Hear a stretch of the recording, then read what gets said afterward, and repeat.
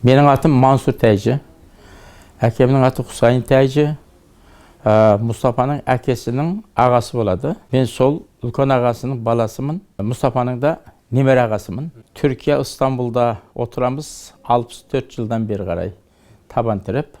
1951 жылы Өралтайдан Тибет асып, Ималияның асқара суын асып, Хиндистанға кеп, Хиндистаннан бұл жер бізге жер болмайды. Қаны бір тегінде 700 жылдың алдында Орта Азиядан кеткен Османлы империясының әзіргі республикасы Түркияға барайық деген ойменен 1951-дерде көшіп келген. Осы жерде 1954 жылы дүнияға келген Мұстапа інім Қайсар деген облыста дүнияға келген.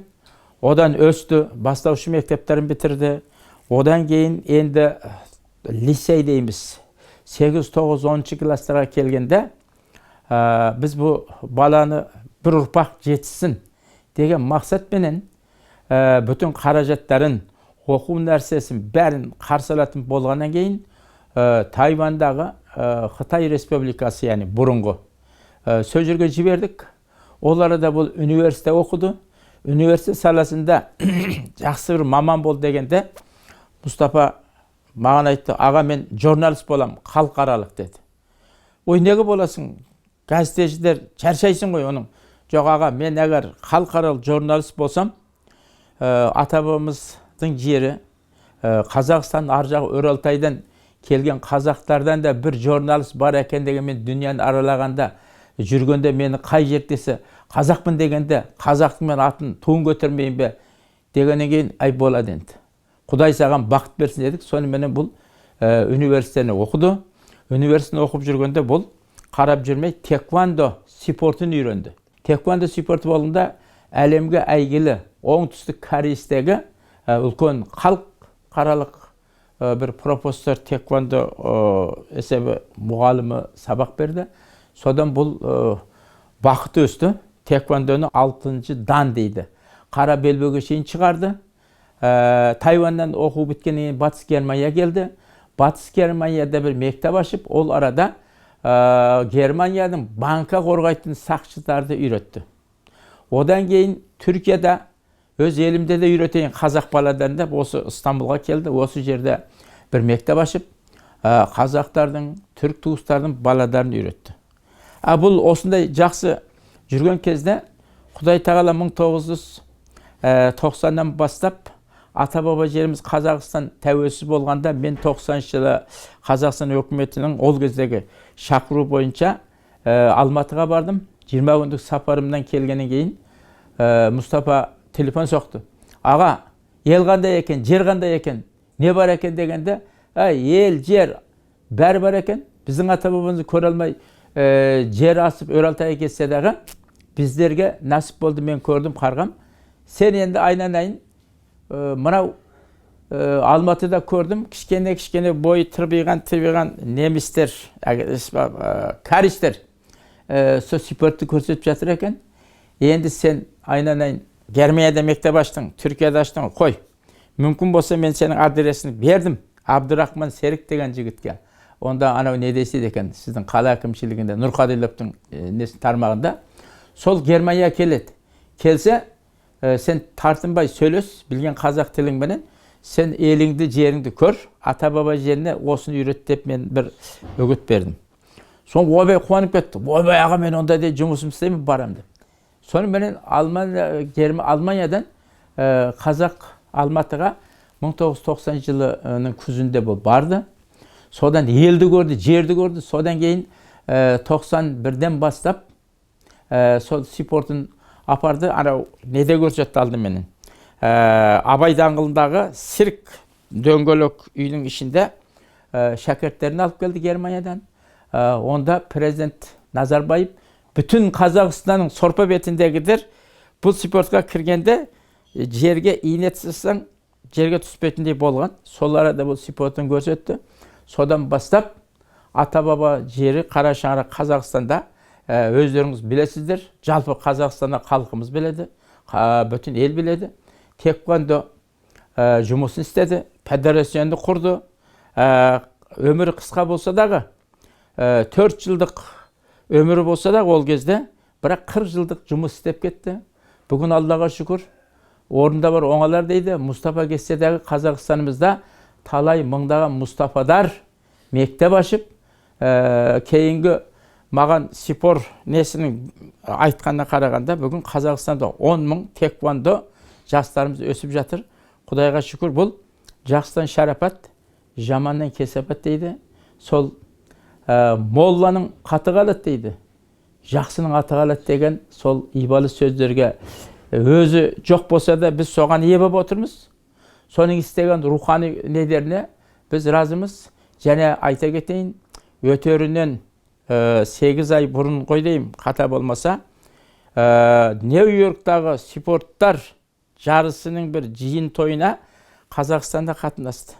Сонда әлемдегі анау-мынау дейді, менмін дейтін Американың Құрамалы штатының Нью-Йорк қаласында жаңа шыққан көк туымызды желбірдетіп, 20 кісіменен желбірдетіп, мынау біз қазақпыз міне, туымыз мынау деген өмірге де үлес қосты.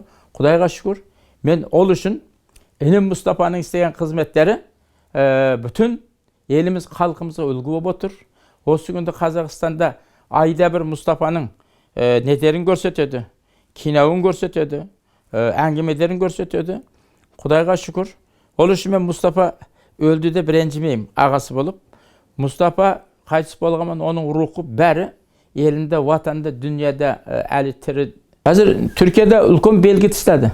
Өйткені түрк елі қандай жанымыз жақын болғанмен бізді бір көшіп келді деп көп халықтың көбі білмейді ғой. Бірақ соған не болды?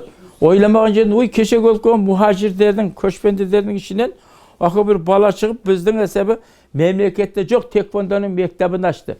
Біздің жастарымыз үйретті деді. Бүгін әзірсе Мұстафадан үйренген шәкірттері мектептері бар. Сосын кинодар болған, Алатай деген өзінің бәрін өз жазған. Сол Өралтайдан келгені, адасқаны, жүргені осы арада істеген бәрін нағылған. Яғни тарихы бұл жерде де терең. Қазақстанда қандай болса бұл жерде сондай. Мұстафаның арманы көп еді. Мұстафаның арманы көп еді. Аға, мен енді қалған өмірімді сол елімде боламын. Елімде, жерімде болам. Менің атадарым, Әлкенбай, Төлебай атадарымыз 13-14 жастарында жетім Өралтайға барып өсіпті. Ол кісілер көрмеді туған жерін, кіндік қандығымын. Біздің әкелеріміз көрмеді. Әлі енді сіз мен көрдім, мен болса мынандай кәсіппен мынандай неге келдім. Алла осы жерде өмірімізді, осы жерде топырақ осы жерден бұйырсын деген. Міне сол рызығы да өмірді сөз жерде арманы көп еді. Ол есебі бір кезде білесіз бе? Президентіміз Нұрсұлтан Назарбаев алғашқы келген кездерде, сен менің, өзі айтты маған, ояға деді, президент маған айтты, сен менің нем бол деді, спорт, күшті, несің? Осыны не дейін деді. Қарғамай, спортында жүреді ғой, сен оғысы айтса, сен соғысын жанына барып ал, өйткені сен әлемге танылам дейсің ғой, анық танылған сонда болады дедік. Бірақ сонда да не деді бесің? Аға дейді, мен енді өз жерде жүргенше деді міне. Мен осы еліме, халқыма, інідеріме бір нәрсе үйретейін деп осыны айтты. Бірақ оның арманы көп еді. Оның бәрін анау мынау деп көгалдар екенде жеткізе алмай, бірақ арман күшті болады оған. Түркияға оның қабірі сүйегінің келуі мәселесіне келгенде Абай ЮНЕСКО жылы болды ғой. Сонда анау қарсыға шыққан Тоқтар Әубәкіров және бір қанша депутаттармен Лондонға шейін болар, Ауропа саяхатына шыққан. Сол шыққан заманда маған телефон соқты. Аға, сапарымыз сәтті болды. Жан-жақтарға көп бардық. Еліміздің несінің бәрін өсебі Америкада, Орыста, Орыстың Гагаринде, білмем ананың ханысы болса Американың. Қазақтан да көкке шыққан есебі Тоқтар Әубәкіров туыспенен бірге біз осында жүргенде кеудеме қуанышым сыймайды. Мен енді қайтарды келем деді. Телефон соқты. Болады дедім. Одан кейін ертеңінде жоқ аға, мен алдымен Алматыға барып, одан кейін келем деді. Ой, болды айнанайын, сен үйге келесің ғой, анау жолдастарым бірге шықтың Алматыдан, және бар дедік. Бір аптадан келем деді. Ал жақсы дедік. Құдайға шүкір енді мына мен аяғында Мұстапа дүниені аралап жүр ЮНЕСКО-да ағадармен деп отырдық. Ертеңінде 2 күннен телефон келді. Телефонда ойбай Мұстапа ауырып докторханаға түсті деді. Ой, бұл қалай? Соныменен ақау деп сұрап тұрдық. Ертеңінде айтты, біраз жағдай не, әлі неде, тексеруде. Анау сіздер жедел дейсіздер ғой, яғни алғаш неде. Ертеңінде тағы сұрасам айтады, қайтыс болып кетті дейді. Алла, төбемізден ыстық су құйылғандай болды, енді қайттық. Енді барайық па? Не қыламыз? Деген әңгіме жасадық.